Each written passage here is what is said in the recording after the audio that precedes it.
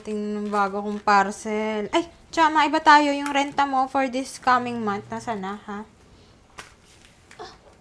Pinasa ko na sa sa bangko mo. Ah, okay. Nandito na. Nga pala, ikaw ha, ayusin mo yung ugali mo. Lahat ng nakakasama mo dito, umaalis dahil hindi ka matagalan. Aba, ay kasalanan ko bang di nila kaya yung attitude ko? Eh, kung ikaw kaya paalisin ko dito sa bahay, ha? Mars. Ayusin mo ha, may bagong darating dyan na magre-rento sa kabilang kwarto mo. Kailangan ko din ng pera, no? Kaya nga, buti na nga lang, nasa abroad yung asawa ko. Parang may extra income ako dyan sa mga bakanting kwarto eh. Eh kung hindi nila kaya yung kaprangkahan ko, hindi ko nakasalanan yun. Hindi ko naman sila pinapaalis dito, di ba? Sila naman kusang umaalis. Yan na nga, ako yung namang problema, kakahanap na mag-rent. Buti na lang, merong bago. Pakisamahan mo ng ayos, pakiusap lang. Ha? Ay, wala Mars, ano ka ba? No. Ay, ayan na pala. Ay, pasok ka, pasok ka. Fe, si Fe, siya yung bago dito. Siya yung mga kasama mo, si Cha. Hello, si Fe. Hi, I'm Cha. Hindi na kailangan mag-shake hands. Kakasabi ko lang sa'yo. Hindi porket kaibigan kita. Naku, mapupuno rin ako sa'yo, palalayasin kita dito. Mars, hindi ko po naman kilala yan eh. Anyway, huwag mo na masyadong pansinin. Basta yung kwarto mo, dun sa dulo, pangatlong kwarto, yun sa kanya kasi sa gitna, tapos yung sa kabilang dulo, yun yung kwarto ko. Gusto ko lang dito sa bahay, palaging malinis, kanyang kalat, kanyang linis, tsaka yung mga appliances, sharing naman yan. So, may dagdag lang akong additional para sa mga, pag nanonood kayo ng TV, so, kung gaano kayo kadalas manood ng TV, dadagdag ko na lang sa renta. Mura lang naman yung renta ko, so wala naman kayo maging problema doon. Sige po, wala namang problema sa akin. Saka malinis naman po ako sa bahay. Saka masunong naman ako makisama. Eh, mabuti naman. Teka lang. Yan lang gamit mo?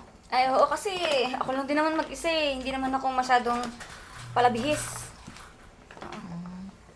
Sure Parang ka? galing ka pa probinsya. Nakasako ka pa. Aba, eto kasi yung uso ngayon. Sige na. Akit ka na dun sa taas. Dun sa dulong kwarto. Ayusin mo na. Ikaw na bahala mag-ayos ng gamit mo, ha? Sige po. May work pa kasi ako eh. Pang call center kasi ako. Sige na. Bye, Cha.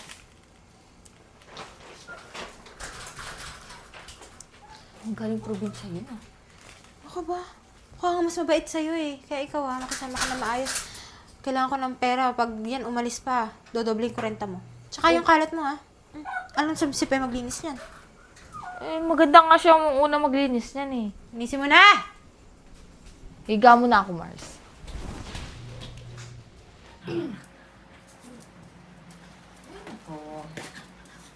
Uy, Cha! Alis ka? Oo, kita mo naman, di ba? Bis na bis ako. Eh, bibili lang ako sa labas. Ito naman, nagtatanong mo naman ako. Ang sungit mo naman. Eh, ikaw? Wala ka ba trabaho? Siyempre meron. Rest day ko kasi, mas pinili ko kasi magpahinga dito sa bahay. Total naman, rest day mo. Eh, maglinis ka man lang dito. Tignan mo, ang kalat. Tapos, ang baho ng singaw ng bahay. Ay naku, Cha, walang problema sa akin. Lilinisin ko buong bahay. Basta, para sa'yo. O pag-uwi mo dito, malinis na. Eh, buti naman. Marunong ka magkusa. Hindi yung kailangan pasarihin. Ay, ano ka ba? Kasi alam mo, yung mga dating tenant na naupa dyan. Ako, di tumatagal sa akin kasi ayoko na madumi dito sa bahay. Cha, alam mo ba na sobrang sipag ko pagdating sa bahay? Kaya Mabuti hindi ka naman. naman problema sa akin. Allergy kasi ako sa alikabok kaya gusto ko malinis dito. Ayoko na madaming kalat. Magkakasundo talaga tayo. Sige na, malis ka na. Ako na bahala Sige, dito wala sa ka bahay. dito, ah. Oo, ako na bahala. Sige na.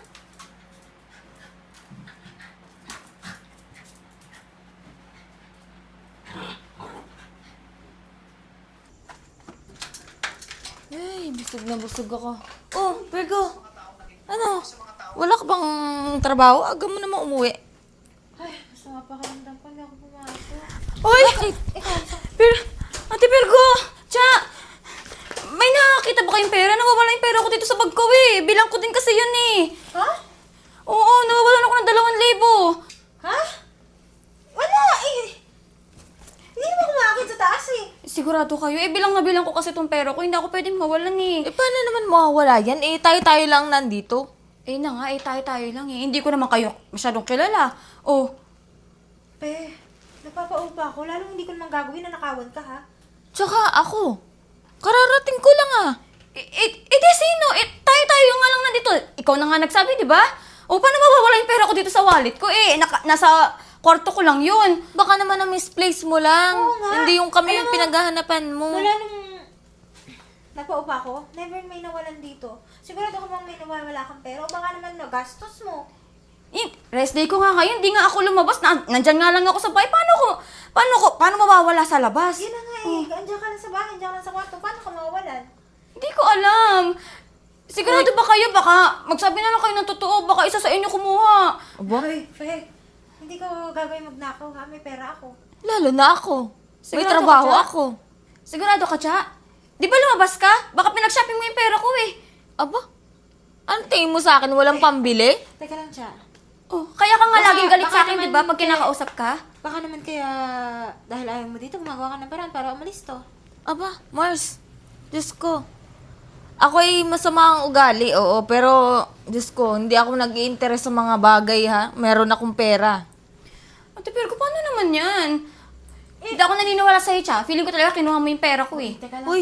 teka lang. Baka mag-away pa May kayo. ebidensya ka ba, ha? Tama na. Alam nyo, eto ganito na. Wala eh. Hanapin na lang, baka na-misplace lang. Kaysa magbibintang ka rin agad ng wala kang pruweba, mahirap yung ganyan, magkakasama tayo sa bahay. Paano nga hanapin? Eh, di ko nga makita. Oh, baka nga pinag-shopping yan. Ay, paano pa mahanap? Di ba? Uy, Fe, wag ka- ayusin mo yung pananalita mo, ha? Baka sampalan kita ng pera. Aba, mais ka. Baka isampal ko tong bag sa'yo. Tama Nawalan na! na ako ng pera, ha? Tama na kasi kung hindi kayo Kapal. titigil, parehas mo kayo palalayasin. Sige. At wag na wag niyo ako pagbibintangan dahil marami akong pera kaysa sa inyo. Sige na, bumalik ka na doon sa kwarto. Baka na-misplace mo lang yung pera mo. Kasi di ba kakaayos mo lang ng mga gamit mo? At ikaw naman, pe, tsaka saan ka magaling? Nagkain lang ako sa labas kasi nag-cravings ako, eh. Oh, tingnan mo. Baka nga yung pinagkain mo, pera ko pa eh. Tama na yan, pe. Wala Ako kang- tigil-tigilan mo ako, ha? Baka makita mo kung sino ko. Tama na, pe, di ba? Ayoko ma-stress. Kung hindi, parehas ko kayo palalayasin sa bahay ko. Balik mo yung pera ko, ha? Ingatan mo na lang gamit mo, pe, sa susunod, ha? Sampalin kita dyan, eh. Sure ka talaga, hindi mo kinuha? Abay, hindi. Ang dami-dami kong pera, oh. Ang ganda-ganda ng trabaho ko. Talaga? Aba, pinagdududahan mo ako. Eh, ang tagal-tagal ko na dito. May nawalan ba? Nang-aaway ako, oo. Pero hindi ako magnanakaw. Sige na, makit ka na doon. Bihis ka na. Masakit ang ulo kong papahinga ko dito sa sala. Pupain. Yari sa akin yan.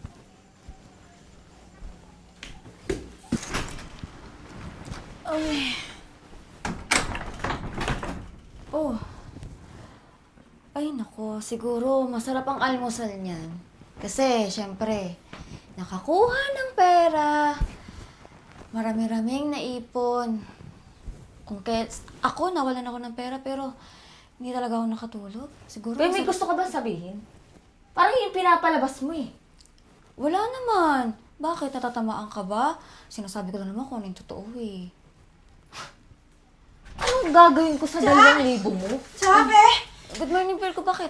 Nawala kasi yung 10K ko. May mga laman na kasi ito. Nasa 10 pages na to. 10K yun eh. Oh, yan kasi sinasabi ko sa'yo eh. Baka mamaya kasi dito lang sa bahay, ako yung nawalan. Tapos ngayon, ikaw naman yung nawalan.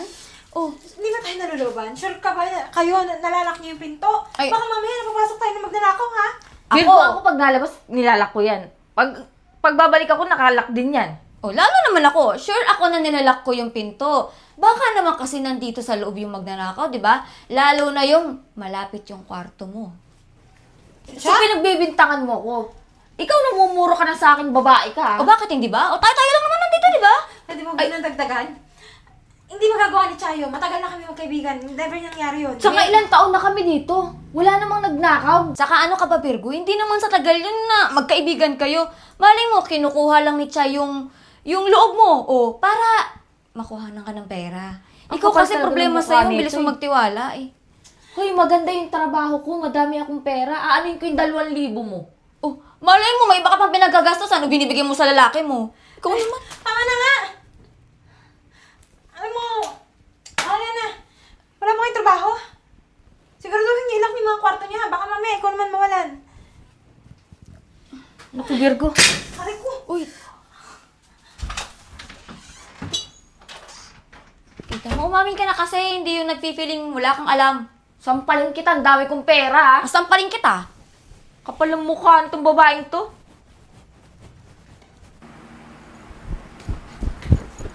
Virgo, nasa si Pe? Pumasok sa trabaho. Oh, Ikaw, hindi ka papasok sa trabaho? paano ako papasok sa trabaho? Nawawalan ako ng 2,000. Tingnan mo, oh. Ha? Nag-iwan pa ng hundreds. 2,500 to eh. Aba, Ano nangyayari tinira sa ang... bahay na to? Alam mo na, Nawawalan siya. Nawawalan ka. Nawawala din ako. Ay, sino nagnanakaw dito? Alam mo, feeling ko talaga nalulooban na tayo eh. nagtataka nga din ako eh. Alam mo, may pera ako dito, ilagi kong iniiwan. Hindi ko binabawasan to kasi alam mo, kasi card ang ginagamit ko eh, pag nalabas ako eh. Ano nangyayari to? Hindi ko na naiintindihan. Alam mo, stress na stress nga ako kasi iniipon ko yun eh. May bibilin ako tapos mawawala lang. Tapos si Pen, nawawalan din. So, sino pagbibintangan natin? Lahat tayo nawawalan. So, sure ba kayo nalalak yung pinto? Oo, nagtataka na ako ba? Hindi naman nangyari to dati ah. Oo, masama yung ugali ko. Kasi umaalis yung mga tenant dito. Pero, Diyos ko, hindi ako magnanakaw.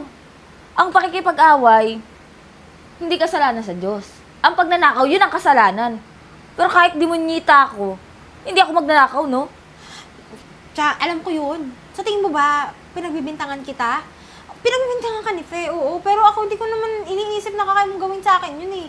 Iniiwan ko nga yung kwarto ko na bukas. Pag ikaw lang nandiyan, wala naman nawawala eh. Ano kaya? Ano, magpalagay ka kaya ng CCTV? Alam mo, naisip ko nga yan.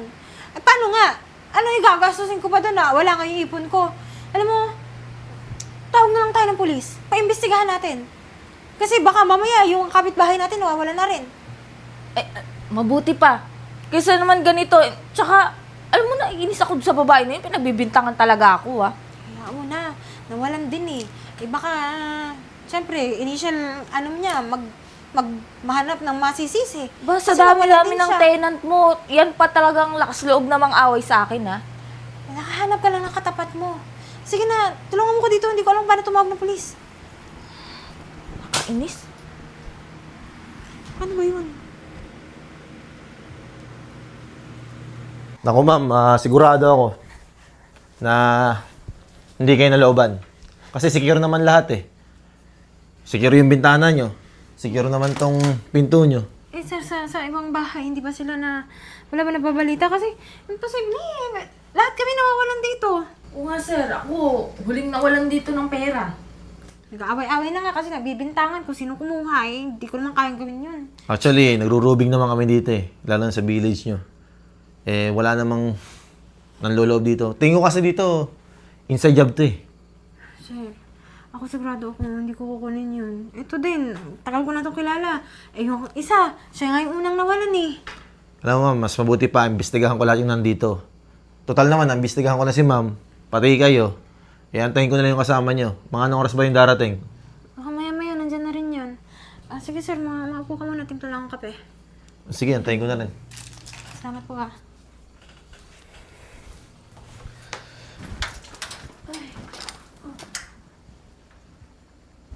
Ba't na yan? Nandiyan na pala yung isa namin kasalahan.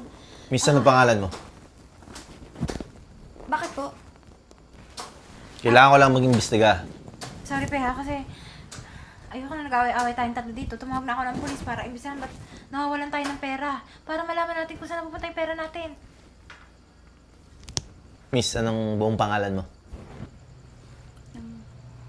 Maria Fe po. Miss, ano yung buong pangalan mo? Kasi kailangan mong makipagtulungan. Kasi sayang naman yung punta ko dito kung hindi ko malalaman kung ano yung buong pangalan mo. Pahingin na lang ang ID. Ha? Eh, kailangan pa po ba yun? Abay, oo. Yun sabi ni sir eh. Ano ka ba? Pagtiwala ka nga pulis yan. Wala naman siya gagawin sa ID mo eh. Ma'am, mabuti pa, ibigay niyo na lang po yung ID niyo kasi kinausap ko na po yung dalawa. Sige na. Kakaya kay sa loob. Eh baka naman ayaw niya ibigay kasi may tinatago. Hello, sir. May record ba tayo ni Maria Pe Perpetua?